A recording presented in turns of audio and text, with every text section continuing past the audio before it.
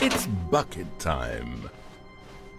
Stanley clutched the bucket tightly to his... This was not the correct way to the meeting room, but Stanley had felt the bucket calling to him, telling him that the employee lounge was simply the place to be. And here it was. Had the bucket turned out to be correct? No, never mind.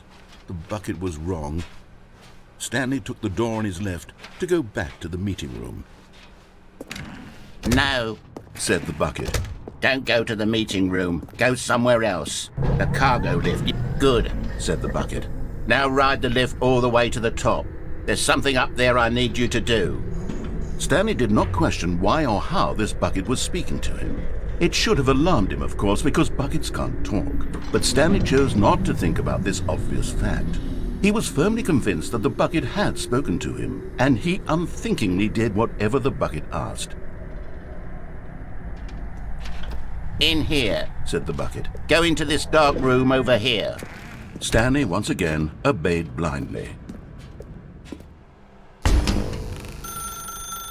Now pick up the...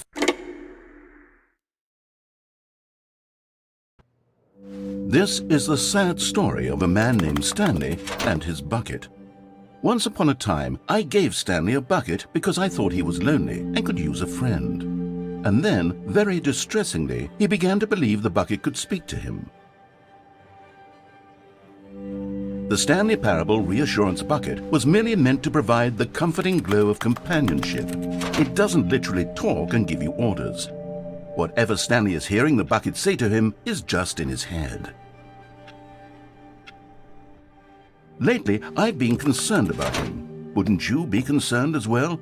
To see him delusional like this, obsessing over an inanimate metal object? I want to say something to him, but I don't know how I can convince him. I don't know if he'll listen to me. Oh, I'll try anyway. Stanley, can you hear me? Listen to me. It's just a bucket. It can't think, it can't talk. All it will ever truly do for you is effectively transfer a liquid from one location to a different location. That's it. It doesn't do anything else. You see, he's not listening. He's still taking orders from the bucket. You know, once upon a time it was me he took orders from, me he trusted and listened to. Now all he cares about is his awful bucket, this stupid hunk of metal. It's sad, but I suppose he doesn't need me anymore. From now on, he's just going to cling to this bucket, this cold, empty bucket, this sort of shiny bucket. Well, I'll give it this. The bucket does have a nice shine to it.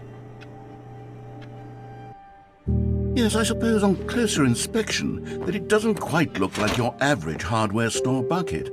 It's just a little more, what am I trying to say? Sturdier, more capable of transporting liquid. Like it would be better at moving an amount of water from one room to another. Oh my God, what am I saying? Better at carrying water from room to room. It's a bucket. It's literally just a bucket. Why do I feel some need to point out the ways in which it's so much more than just a regular bucket? Oh no, I'm having feelings for the bucket. Oh no, what's going on? Why do I want to be with the bucket? Hear what the bucket has to say, do anything it asks. What's wrong with me? I don't understand. Perhaps if I had the bucket, this would be less confusing. Yes. The bucket could tell me what to do in this troublesome situation. Stanley, give me the bucket. Give it to me. Give me the bucket, Stanley. I need it. Give it to me now. Give it, or I'll...